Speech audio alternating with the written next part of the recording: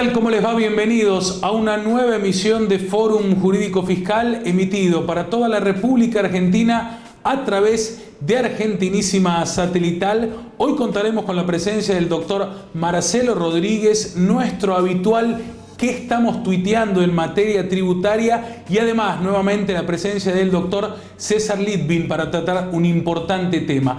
Pero en el comienzo del programa vamos a ir al encuentro por primera vez en este ciclo del doctor Daniel Pérez. Muy importante, como siempre, tenerlo en nuestro programa. Ya habíamos visto un Twitter justamente del doctor Rodríguez referido a las indemnizaciones pagadas a directores y ejecutivos. Este es el tema que vamos a desarrollar ampliamente con el doctor Daniel Pérez. Así comienza Fórum Jurídico Fiscal.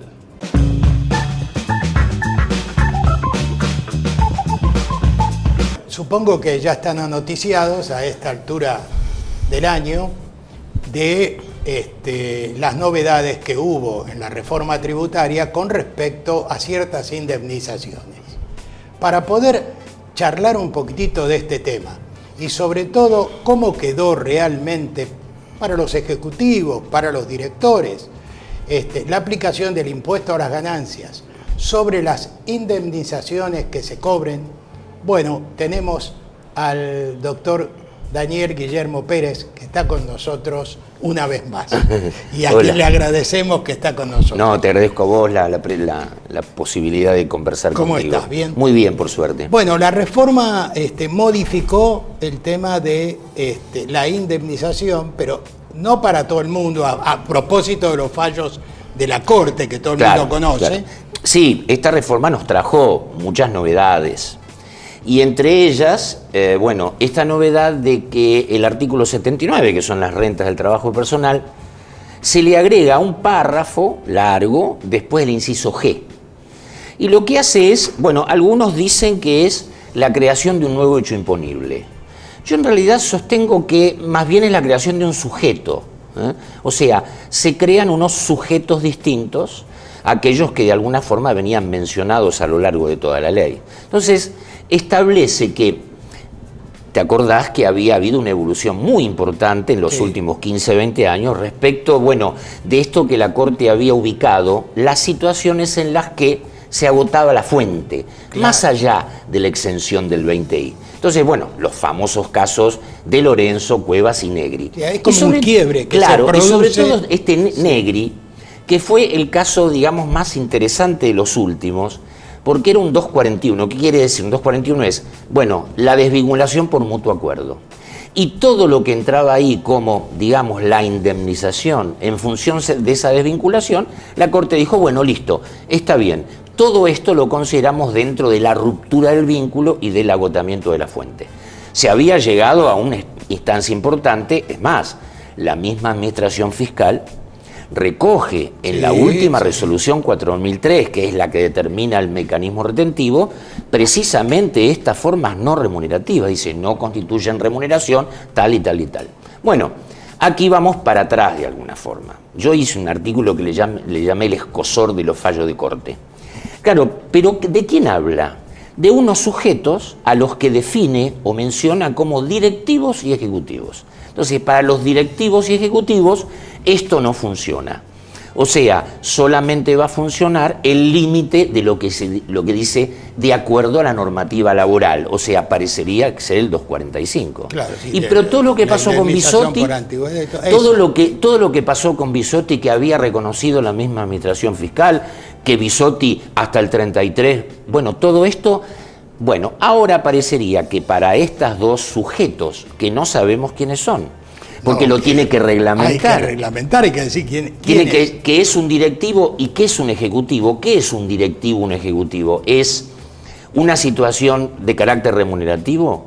¿Es una situación de carácter convencional? ¿Son los que están fuera de la convención colectiva? ¿Es en función del tipo de actividad? O sea, va a ser bastante difícil definir qué es un ejecutivo o un directivo. Algunos casos muy claramente sí. De repente los CEOs y de repente la alta gerencia, y seguramente podrán ser ubicados, pero los puestos intermedios... Claro, ¿hasta dónde llega? Entonces, ¿a dónde llega? Claro, entonces esto crea, yo diría, una situación de sombras frente a lo que significa, bueno, va a haber un conjunto de personas que no son los directivos y ejecutivos que todavía van a gozar de todo aquello que fue siendo recogido por la Corte. Claro, esta es la diferencia. Claro, ¿no? la diferencia. O sea, si no entras en la categoría de directivo se ejecutivo, aplica totalmente lo ganado. Exactamente. Se aplica todo lo que la misma administración fiscal determinó, incluso que está claramente especificado en los anexos de la 4003. Un trabajador calificado. Claro, pero sigue teniendo... Y es directivo ejecutivo. Tener personal a cargo es una tarea de supervisión o director. Hay convenios colectivos que son muy claros en algunos aspectos. Por ejemplo, en el convenio de la UOM, ya los supervisores están fuera del ámbito convencional. Y estos son directivos o ejecutivos. Entonces va a ser muy complejo esta, digamos, diferenciación de sujetos tributarios desde el punto de vista de la actividad. Porque estamos dentro de una actividad, ¿no? Así que, bueno, es un problema. Digamos, la reforma tributaria dejó bastantes cosas sujetas a la reglamentación. Todos estamos esperando. Y son temas profundos, ¿no? Muy importantes, que van a afectar mucho determinadas cuestiones. Bueno, ¿sabés lo que tiene de bueno esto? Que te vamos a invitar otra vez. Pero seguramente. Bueno, así que así primero, definimos. gracias. Claro, gracias muchas gracias. Hasta luego. Por la aclaración que no, hiciste. Por favor. Me parece importante porque a muchos colegas seguramente le está preocupando este tema hasta dónde llega, pero lo bueno que tiene es que te vamos a volver a invitar. Bueno, muchas gracias y hasta luego. Volvemos con Belisario y con Ramón. Muy bien, gracias doctor Daniel Pérez, excelente entrevista. Como dijimos en el comienzo del programa, vamos al encuentro del doctor Marcelo Rodríguez para hablar sobre el tratamiento de los dividendos y sus efectos. Este tema ya lo habíamos anunciado en el programa anterior. El doctor Marcelo Rodríguez, aquí en Fórum Jurídico Fiscal. Sin duda este año vamos a estar viéndonos en varias oportunidades a raíz de la reciente reforma tributaria, que como ustedes sabrán es una reforma integral de nuestro sistema tributario. Felizmente hemos dejado los parches, felizmente se hizo una lectura integral de la ley, se han modificado cuestiones importantes, otras no, pero vale la pena considerar que ha sido una reforma muy interesante, muy integral. Una de las cuestiones que yo entiendo buscó el legislador es promover la reinversión de utilidades, y como muestra de esto, bueno, se baja la tasa corporativa, como ustedes saben, a partir de los ejercicios que arrancan desde el 1 de enero del año 2018, la tasa será por 2 años del 30% y después baja al 25%, y se incorpora dentro de la ley el impuesto que, bueno, deberán tributar los accionistas, los socios de las sociedades, en la medida en que la sociedad le distribuyera dividendos o incluso, leen el artículo 18, le fuera a pagar dividendos. En este caso, el dividendo estará grabado en principio al 7% y después la tasa se incrementa al 13%. Hay una cuestión no menor que yo quiero considerar, que es la referida a que estos dividendos, en cabeza del accionista, del socio, no van a tributar como otrora. Recuerden ustedes, año 2013, ley 26893, donde ese dividendo se grabó una tasa del 10%, pero operaba como impuesto cedular, que se retenía con carácter de pago único definitivo. Hoy el legislador imaginó un escenario diferente, donde la empresa le estaría haciendo al accionista, al socio, una retención que operará como pago a cuenta de ese impuesto que el accionista tendrá que tributar. Es un impuesto, digamos, que se incorpora dentro de la liquidación global del impuesto a las ganancias, pero cedularizándolo. Imagínense ustedes que vamos a tener que remitirnos al artículo 93, o sea, el tercer artículo incorporado a continuación del 90, donde se incorpora esta obligación de tributar, pero con la particularidad de que una vez que el accionista recibe el dividendo, hace la declaración jurada, incorpora esto en la renta de la segunda categoría y le aplica la tasa en cuestión, pudiendo descontar incluso los gastos vinculados o atinentes a la generación de este dividendo. Por ejemplo, podrá descontar el impuesto que ha tributado como responsable del impuesto a los bienes personales, que la sociedad le habrá pagado por él en el marco de esta responsabilidad sustituta que ya tiene muchos años, del año 2002, podrá considerar esto como un gasto, tendrá que determinar el impuesto, la tasa correspondiente, tomando a cuenta de lo que la empresa le ha retenido. Bueno, veremos entonces cuál será en definitiva la tasa de retención, si la tasa de retención es la misma tasa prevista para la percusión del impuesto, esto incluso le puede llegar a generar un saldo a favor. En resumidas cuentas, creo que es una misión importante que tendrá el fisco de ir a buscar en cabeza de todos los accionistas esa materia imponible que finalmente debiera ser el 35% siempre y cuando hubiera distribución de utilidades. Seguramente la cuestión podríamos complementarla con la incorporación de un artículo a continuación del 46 donde se dan una serie de presunciones de lo que se entiende es la distribución o el pago del dividendo, donde está previsto no tan solo el retiro de efectivo por parte del accionista, sino incluso cuestiones más específicas, como ser, por ejemplo, el hecho de que la empresa le fuera a vender al accionista un inmueble, por ejemplo, a un valor inferior al de plaza. Esto hace inferir entonces que hay una ganancia grabada por el dividendo por esa diferencia. Entre otras tantas presunciones que seguramente abordaremos en algún micro específicamente. Ahora, yo lo que me pregunto es si habrá esperado el legislador, o habrá buscado el legislador tan solo la sujeción a gravamen sobre este dividendo, o si en la medida en que se detecta, en mi ejemplo, por el caso de la venta del inmueble, también, a mi juicio entiendo que sí, irá a buscar a la empresa la renta que la empresa dejó de tributar por haber subfacturado este inmueble, y ahí tenemos entonces, por ejemplo, gravar el 25% en cabeza de la empresa y también eventualmente el 13% en cabeza del accionista en concepto de dividendo. Muy bien, gracias Marcelo, un amigo de la casa, además un habitué en nuestra sección tuitera. Lo comprometemos para los próximos programas para seguir desarrollando todo lo que ocurre en materia tributaria. Brillante la columna de recién. Nosotros les proponemos una pequeña pausa y ya seguimos con más Fórum Jurídico Fiscal.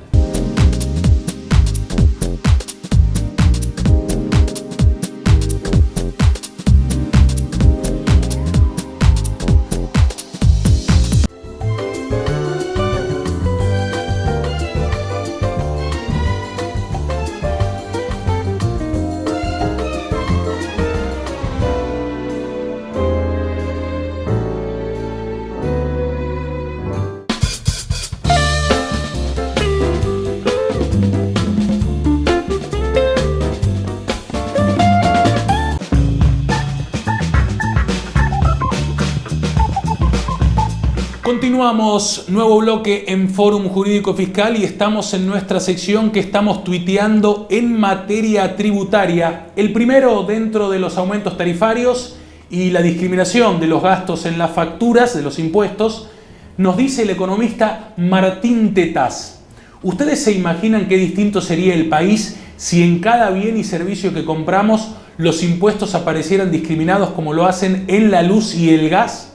Entonces la gente exigiría menos impuestos y pediría a sus representantes que gasten de manera más responsable. Muy interesante realmente. Vamos con el siguiente. Nuestros amigos y habitués de la sección del estudio Cian Caglini, en respuesta al contador Locane y a Fórum Jurídico Fiscal, nos dicen: lo venimos exponiendo en reiteradas ocasiones. Es necesariamente urgente que la AFIP formalice un nuevo plan de facilidades permanente. El actual no sirve, dicen los amigos del estudio Cian Caglini. Dos Twitter que realmente nos parecieron muy pero muy relevantes. Ahora, en la continuidad del programa, un honor y un lujo para nosotros, como siempre lo decimos, está nuevamente el doctor César Litvin para tratar en el marco de la reforma el tratamiento de la renta financiera y su reciente reglamentación. Nuevamente para nosotros un placer, el doctor César Litvin en Fórum Jurídico Fiscal. En la temporada pasada cerramos en uno de los últimos programas en el estudio del doctor César Litvin, justamente hablando de esa reforma tributaria que ya estaba en ciernes y que se estaba tratando de implementar definitivamente y que luego se sancionó, por supuesto. Hoy nos vino a visitar, aceptó nuestro convite y la verdad que Fórum Jurídico Fiscal está muy agradecido que haya venido. ¿Cómo estás, César? ¿Qué tal? ¿Cómo estás? Bien. El agradecido soy yo, porque es un espacio de diálogo bueno para intercambiar y para esclarecer, porque hay que tener en cuenta que el impuesto a las ganancias es un impuesto siempre preferido por la doctrina, Sí. Cualitativamente. Y los últimos años ha tenido un rebote importante cuantitativamente, Sí. pero pulverizando las bondades del impuesto a las ganancias. Exactamente. Bueno, ahora hay una reforma que intenta encauzarlo, Claro, justamente, ¿no?, a través de la manipulación de los mínimos no imponibles y de las escalas progresivas congeladas. Claro. Si tenemos que poner un título como una película, yo diría, se popularizó el impuesto a las ganancias porque cada vez más gente empezó a pagar impuestos, gente que no tenía quizá la capacidad económica y ni sabía de la existencia de este impuesto, pero empezó a ver en su recibo de sueldo que había algo que descontaba y era mucho, y empezaron a averiguar qué era, y era el impuesto a las ganancias. ¿Y si ahora hace un plazo fijo ese con el sueldo? ¿Qué le pasa? Bueno, si hace un plazo fijo ahora y va a tener a partir del 2018 un interés, va a pagar impuesto a las ganancias.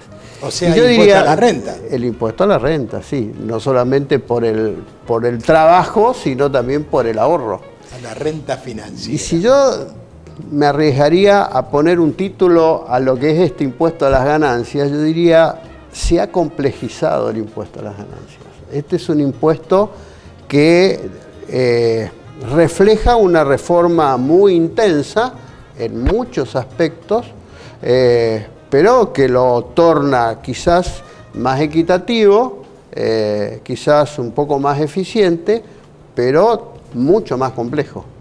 Y mucho más complejo porque se imponen impuestos cedulares. Impuestos cedulares es para la renta financiera y para los inmuebles. Estos impuestos cedulares tienen que ver con un tema bastante polémico, ¿no?, el de la renta financiera. A mitad de la biblioteca decía que no había que gravar las rentas financieras para las personas humanas, porque hay que aclarar que para las empresas están grabadas. Siempre estuvieron. Y otra parte de la doctrina dice, bueno, si el que trabaja paga impuestos, ¿por qué no el que gana financieramente? Pero hay otros motivos que son extrafiscales que seguramente lo vamos a tratar. Bueno, el tema está en que las inversiones, las colocaciones pueden venir de residentes en el país y de residentes en el exterior. Exactamente. Y además son muy variadas, ¿no? Porque títulos, bonos, Levax, bueno.